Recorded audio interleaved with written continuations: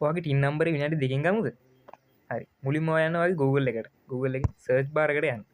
search bar එකේ කියලා ගහන්න IRD කියලා. IRD කියලා ගැහුවට පස්සේ ඔයාලට මුලින්ම එන මේ ird.gov.lk කියන ඒ සයිට් එකට යන්න. හරි. සයිට් එකට ගියාට පස්සේ මෙන්න මේ වගේ ඉන්ටර්ෆේස් එකක් තමයි පෙන්නන්නේ. ඔයාලා පොඩ්ඩක් යටට යන්න. යටට ගියාට පස්සේ මෙතන නිල් පාටින් තියෙන තුන්වෙනි එකට මේ verify IRD register කියන එක එතන ටික් එක දෙන්න. ඊට පස්සේ මෙතන හම්බ වෙන මේ පළවෙනි තැන මේ verify register කියන එක එතනට ටික් එක දාගන්න. හරි. ඊට පස්සේ මෙන්න මේ වගේ තැනක් එනවා. මෙතන ඔයාලා මේ තියෙන මේ NIC කියලා. ඒ NIC කියන තැනට ඔයාලා ඔයාගේ identity card number එක නම් තියෙන්නේ මෙතන NIC කියන එක තියාගන්න. නැත්නම් passport එක නම් මේ තුන්වෙනිට PP කියන එක තියාගන්න. හරි. මම දැන් identity card එක තමයි මගේ තියෙන්නේ. මම ඒ නිසා NIC කියලා තියාගන්න. ඊට පස්සේ මේ පැත්තට ගියාට පස්සේ මෙතන තියෙන තැනට ඔයාගේ identity card number එක දෙන්න.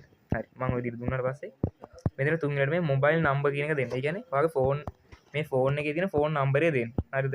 ඊට පස්සේ මෙතන මේ send OTP කියන එක දෙන්න. send OTP එක දුන්නාට පස්සේ ඔයාලගේ ඒ දුන්න නම්බරයට අංක 6ක කෝඩ් එකක් එනවා. ඊට පස්සේ මෙන්න මෙතනට ඒ කෝඩ් එක දෙන්න මේ ෆෝන් නම්බරේ ගැහුවදනට අංක 6 පින් එක දෙන්න. හරි. දුන්නාට පස්සේ මෙතන මේ search කියන එක දෙන්න. හරි. දුන්නාට පස්සේ මෙන්න මේ විදිහට ඔයාලට පෙන්නනවා එන්න වගේ ටින් නම්බර එක මෙන්න මෙතන විදිහට. එන්න ඔය විදිහට තමයි අපි ටින් නම්බර එක ගන්න.